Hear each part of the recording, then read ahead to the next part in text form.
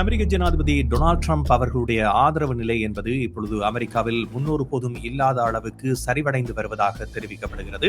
ஏற்கனவே ஈரான் போர் ஆரம்பித்த காலப்பகுதியில் அவருடைய ஆதரவு நிலை என்பது அதிகரித்திருந்த நிலையில் இப்பொழுது அதில் வீழ்ச்சி நிலை பதிவாகி வருவதாக தெரிவிக்கப்படுகிறது.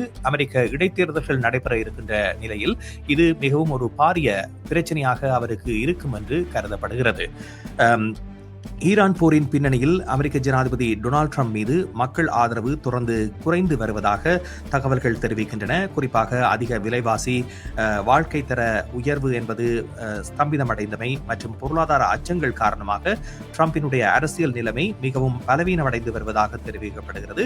பிப்ரவரி 28 ஈரான் போர் தொடங்கிய நேரத்தில் ட்ரம்பை நேர்மறையாக பார்த்த அமெரிக்கர்கள் 42% பேர் இருந்ததாக தெரிவிக்கப்படுகிறது. ஆனால் இந்த வாரம் அந்த ஆதரவு நிலை என்பது தற்பொழுது 40% குறைந்திருப்பதாக நிபுணர்கள் தெரிவித்திருக்கின்றார்கள். இதை இன்னும் 7 மாதங்களில் நடைபெறவுள்ள இடைநிலை காங்கிரஸ் தேர்தல்களோடு அவர்கள் ஒப்பிடுகிறார்கள். இது ஒரு ஆபத்தான நிலையாக, ஒரு ஆபத்தான எச்சரிக்கை நிலையாக நிபுணர்கள் மதிப்பிட்டிருக்கிறார்கள். இதற்கிடையில் ஈரான் போர் நீடிப்பதன் காரணமாக உலகளாவிய பொருளாதார பதட்டம் அதிகரித்து வருவதாக தெரிவிக்கப்படுகிறது. போர் முடிவுக்கு வரும் என்ற நம்பிக்கை குறைந்திருப்பதன் காரணமாக நேற்றைய தினம் அமெரிக்க பங்கு சந்தைகள் மிகவும் கடுமையான சரிவை சந்தித்திருந்தன. எண்ணெய் விலைகள் கூட உயர்ந்திருக்கின்றன. S&P 500 1.7% வீழ்ச்சி கண்டிருக்கின்றது. டோ ஜோன்ஸ் 469 புள்ளிகள் சரிந்திருக்கின்றது. நாஸ்டாக் 2.4% குறைந்திருக்கின்றது.